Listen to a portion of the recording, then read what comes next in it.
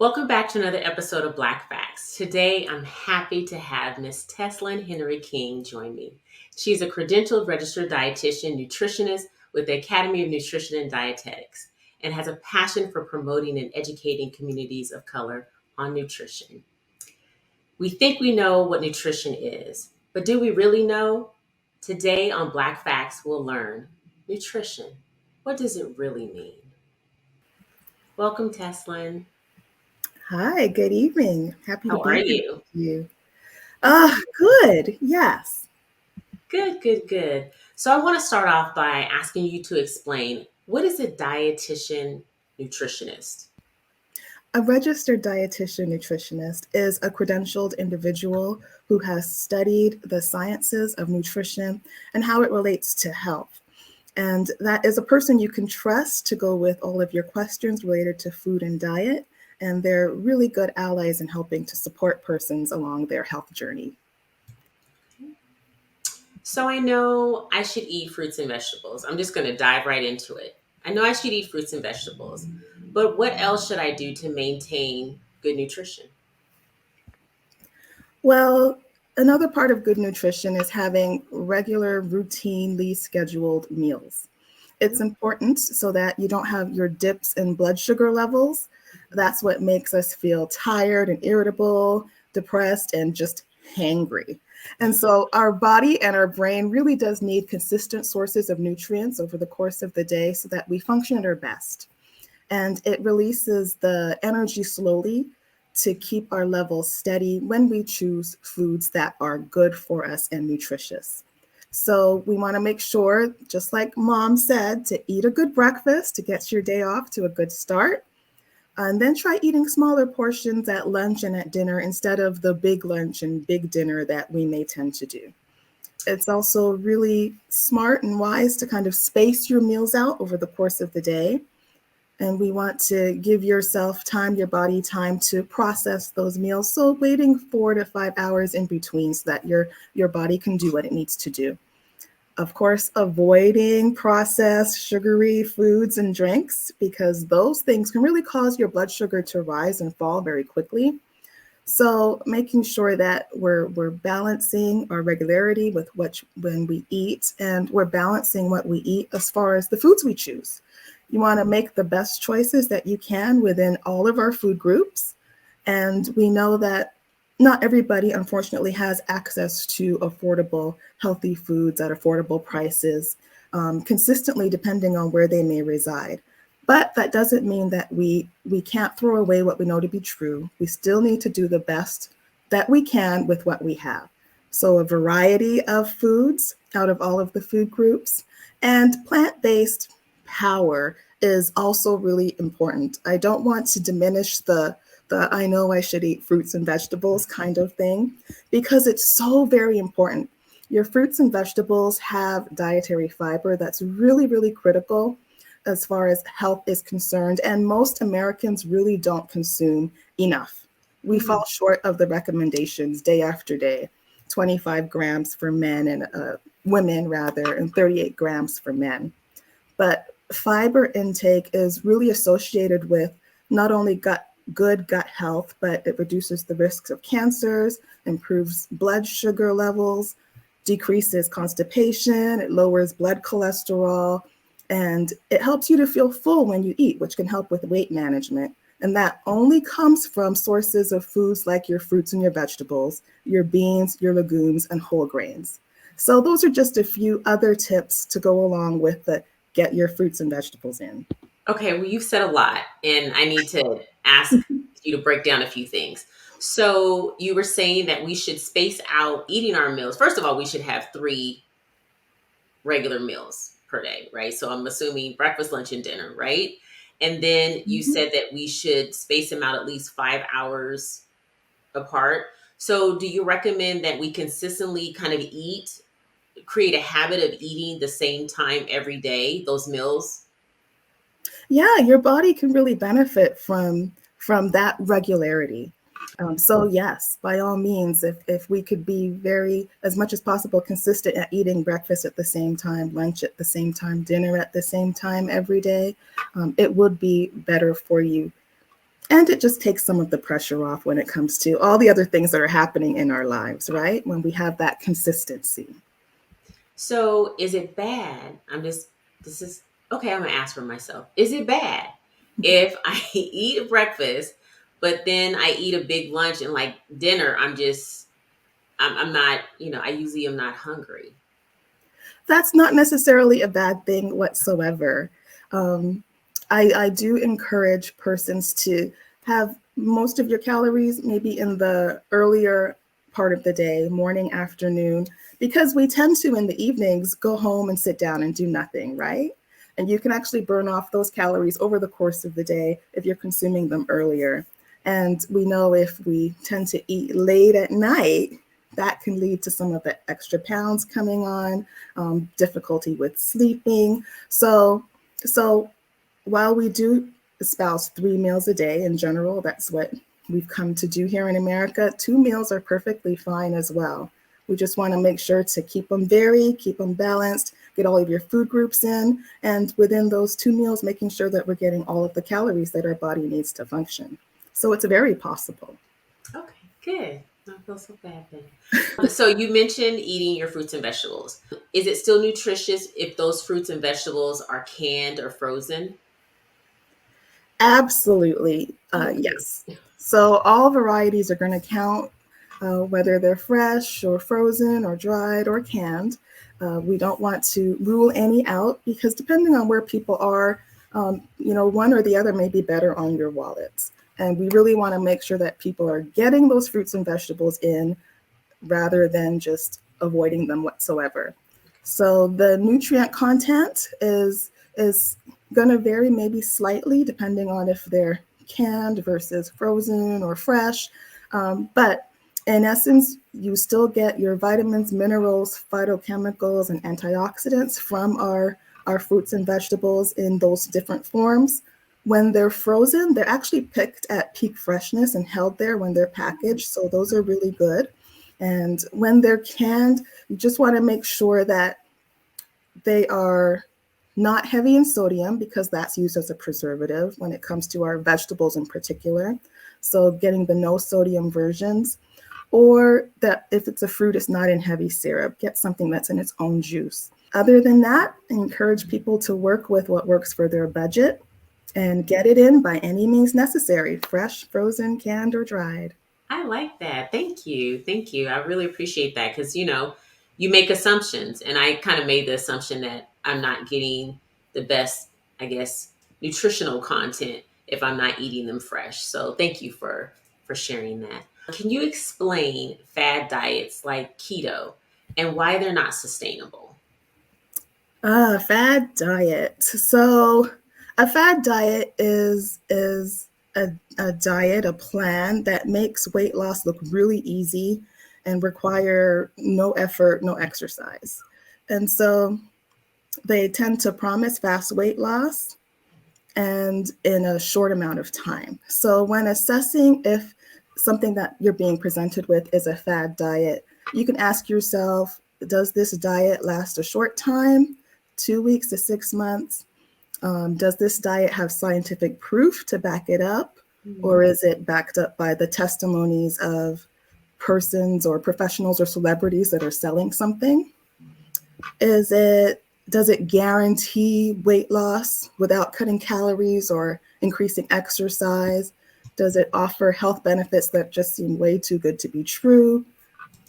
Do they have really strict rules about food combinations or completely get rid of different types of foods in the diet? Is there a specific brand that they're selling as far as a snack bar or drink or supplement that goes along with this? Is the diet based on powders and supplements instead of real food? All of those things really tend to really help you to see that, okay, this is a fad. So do fads work? In most cases, they do because they're cutting calories way down.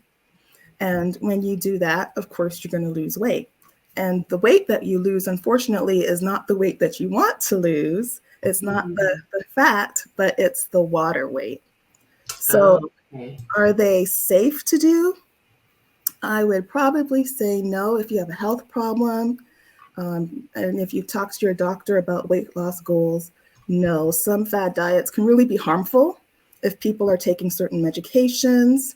It can be harmful if there are underlying problems like heart disease or blood pressure or diabetes. And it can be unsafe for other reasons. For example, fad dieters tend to lose the weight quickly, but gain it back just as quickly and tend to gain more than they lost, and then end up in this yo-yo kind of pattern that isn't good. And then fad diets, they do restrict calories heavily, and so we might find that people are getting too few nutrients, and they're not getting all of the vitamins and minerals that we need. So the keto diet is a fad diet, yes. It originally developed as a way to treat severe epilepsy in children and kids Oh, under medical condition, under medical supervision. But now it's become this mainstream low carb tool for weight loss. mm, And so, in essence, what happens in the ketogenic diet is that it's very low carbohydrate and very high in fat, which puts the body in this state of ketosis, meaning that you're burning fat instead of glucose, which the body normally uses for fuel. And so, in essence, you're in this kind of pseudo fasting state constantly. And so, while the carbohydrates are very low and limited in this diet, the protein is kept high enough to maintain lean body mass. And the protein sources are really likely those that are animal based. So, okay. what we find is that it's the latest trend, it's popular because it works, but it's really short term in focus and not prioritizing long term health benefits, because our ketogenic diets or low carbohydrate diets are associated with higher all cause mortality or death rates. Oh, wow. And the high animal based diet, low carb diet, is linked to higher risk of cardiovascular deaths versus those that favor plant derived food sources, including proteins, carbohydrates, and fats. So rather than really wanting to take off in 2 weeks all that we've accumulated over the years, I would much prefer that persons speak to their medical provider, speak to their registered dietitian, and work on prioritizing health overall and setting some long-term goals and lifestyle habits in place that will help to get you to the goal that you're working towards. Thank you. Thank you for that comprehensive, breakdown as it relates to fad diets. You also mentioned something that I know that has been a new trend that I've heard about is kind of intermittent fasting. Mm. Can you talk a little bit about that? Should we be doing or participating, or are there any benefits to that? Because I know you were saying have our meals spaced out 5 hours, you know, in between. Right. And that in a way can be seen as intermittent fasting. So for example, when I did an internship with an institution called Weimar up north, we're focusing on plant-based diets and plant-based health and treating persons with various disease conditions.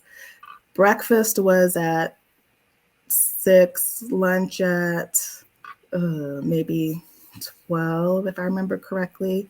And then there was a light dinner in the evening if you were even hungry. And so by 5, 6, food was done until the next day. And what I saw over the few weeks that I was there, because persons were there for longer terms than myself, was that you were seeing really, really good responses in the body related to the disease conditions that they were working to address. So there is some benefit to stopping eating at a certain time and starting back up at a certain time. And there's also benefit to really just giving your body time to process the food that you've taken in, absorb those nutrients before you start all over again with something else. Okay, thank you. So we've talked about like food now. Now Mhm. I want to ask you some questions about supplements.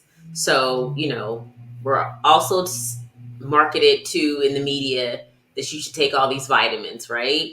It so that we can get our vitamin D, get our calcium. So Mhm. should we be taking vitamin supplements? And if so, does dosage matter? So, and when I was in school, I was this purist. No, eat foods. You can get all that you need from foods, whole foods. And to an extent, I still am. But truth is, most Americans don't meet all of the daily vitamin and mineral requirements that we need through the foods that we consume. And so a multivitamin or supplement could be beneficial. Many of us have eating patterns, unfortunately, that don't include all of the servings that we need from all the food groups on a regular basis. And so we see micronutrient deficiencies in the general adult population.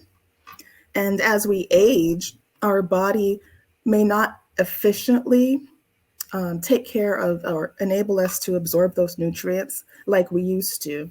So we see that there may be deficiencies in things like vitamin A, vitamin D, vitamin C, vitamin E, choline, potassium, calcium, and in women and adolescent females, we'll see maybe iron might be something that's lacking in the diet.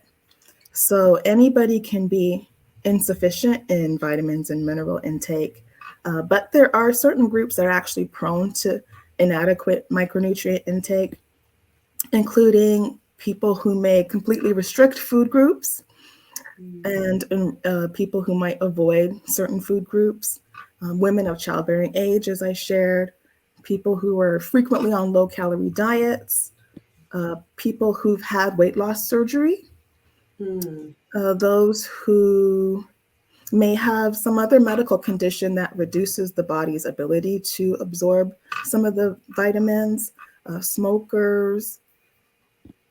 There are medications that can interfere with the metabolism of certain micronutrients. And then age is another factor. So taking a daily multivitamin that's broadly focused on all of the essential vitamins and minerals can really help to fill in the gap. Okay. Is there such thing as taking too many vitamins? Well, Would yes, that there be is. harmful? I mean, there's Okay. too much of anything, Right. right? Is not even a good thing, is not a good thing. So it is possible to take too many vitamins and to exceed the safe upper limit and get vitamin toxicity. Mm. So we do want to make sure that we're reading the label on those things that we're getting, following the instructions of your medical provider, share those supplements and vitamins that you're taking with them in your visits. And for the most part, those upper limits are set really to keep us safe and to ensure that we don't exceed them. And for the most part, we don't, even in taking one or two vitamins every day. So, can I access if I do have health insurance, is it easy to get a registered dietitian to help me meal plan or figure out and like say if I have diabetes or hypertension and Mm-hmm. I know that I want to change, along with whatever medications may be prescribed, I want to change the way I eat because I've been told that it will help, minimalize or help me Exactly. manage my illness. So Chronic disease. Mm-hmm. yeah. So can I access if I'm just a regular person? Can I access a registered dietitian? Yes, because registered dietitian are regular people too. So absolutely, uh, you can get referrals from your provider. So let them know that's something that you'd like, and it can be included as part of your medical plan. And a dietitian can be brought in as part of your team. Okay. Wow. It's just that easy. Just It, asking my provider. yeah, make sure your provider knows, and they can get the referral process in place. Okay. So do you have any additional tips that you'd like to share with our Black Facts viewers as it relates to improving our nutrition? Ah, yes, tons. Where do we start? So we're creatures of habit, and we reach for and we do what's easiest, right? So within the home environment, let's do our best to make the healthy choice an easy choice. So not even bringing into the home those processed foods that we tend to enjoy. Or I've had persons who have placed them in the highest part of the cabinet to the very back, so it's hard to get to, right? But for sure, and we've seen this with kids, cutting up fruits, vegetables, having them there ready to go, gives them an easy snack. You don't have to think about it. It's healthy. It's right there. So for sure, do our best to just make the easy choice, the healthy choice when we're at home. It And sounds a little bit like you're advocating for meal prepping. meal prepping can take some of the pressure off and make the week go so much easier. So absolutely, as much as possible, meal prep. And when you're prepping your meals, think about the meals that your family already enjoys and and ways that you can add more fruits and vegetables or whole grains to that meal. So for example, if spaghetti is something we like, using a whole wheat pasta, shredding some zucchini into the spaghetti sauce can be an easy way to do something like that. So I always want to encourage people to be adventurous, try something new. There's so many resources, so many people doing recipes and posting them online for people to try. So look for something you might enjoy and your family might enjoy, get the kids involved, and you never know exactly what you might like. So be sure to do that. And then water. Can I just say, make sure to hydrate with water primarily. Our beverages tend to be overlooked when it comes to our meals and our snacks, but they can pack so many calories and so little nutrient if we're not really thinking about it, if we're not cognizant. It's really sneaky and it adds on all these extra pounds without us even recognizing it. Yeah, I love So, lemonade, and I know that it's just water and sugar. Let's just be yes, it is. It And is. it's so good, especially in the summer. But I'm not gonna. I digress. I'm not going No, no, that's a valid point. And I also get people sharing, you know what, I don't like water. And I hear that and I get that. One way you can add some flavor is to add some herbs or fruits and let that sit in the water for a few minutes, and you get a little bit more flavor without the bland taste of water. We demonstrate this in the community often so people can see just how good it tastes, and they're pleasantly surprised at how much a watermelon can add flavor to the water. Or on those cool days that you're speaking of, cucumber and lemon or lime really is so refreshing when it's added Yes. to your water. And then you get the benefit of eating the fruit when you're done with drinking your water. So I just want to encourage everybody to really think about those things we're drinking and really make every sip count. Should I say more? Well, Because yeah, just a little bit. Elaborate on the water. What nutritional value, or what does water do to help, you know, with our systems, with our body? Mhm, What's the mhm. benefits of water? I think people don't really understand how powerful water is. Okay. Well, it's really the best beverage to quench thirst, and it's the safest way to meet our fluid needs. It has no calories. It doesn't require that anything happen for it to be digested. It doesn't irritate, and it does exactly what the body needs to help carry out our life processes. So, water is a great way to clean out the inside of our body. It works very well. Just like fiber cleans out our inside, water does that as well. It helps to keep our skin nice and supple, and we all want to look beautiful. So a lot of the benefits of water exterior also help in the interior. It helps with the fluids in our bodies, those in your knees, and there's a whole host of things that water does to help us, but we don't utilize it to our fullest advantage. So we need to drink more water. Drink enough so that your output is pale, not dark like lemonade, or not dark like apple juice rather, but light like lemonade, and that'll give you a sense of how much you're taking in and that you're getting enough that you need depending on your activity level and your size. Okay. Well, thank you so much. I really, really appreciate you explaining to us basically what nutrition means and the value of eating fruits and vegetables and fibrous foods, our beans, our legumes, and the importance too of taking in water. I know, like you said, Mhm. that most people are like, "Ugh," but it's just so bland. But it really, really is beneficial to our health and well being. So, thank you for sharing these tips. Yes. And one last thing, I know as we make lifestyle changes, that's what we're really promoting, lifestyle changes. Mhm. And we've learned habits over the years and we can unlearn habits over time as well. So be encouraged. It is indeed possible. And you do have allies in the form of our medical providers and registered dietitians like Yes. myself to help you in that journey. Well, thank you, Teslyn. I really appreciate you joining us on this episode of Black Facts. You have shared many facts with us, and I hope you all out there, I hope you listen. I hope you incorporate some of these wonderful tips that Teslyn has shared with us, how we can make sure that we're eating nutritious foods and that we're drinking our water and taking the best care of our bodies that we possibly can. So, make sure you like, share, subscribe to our page so we can all work on knowing the facts. Take care, everyone. Bye.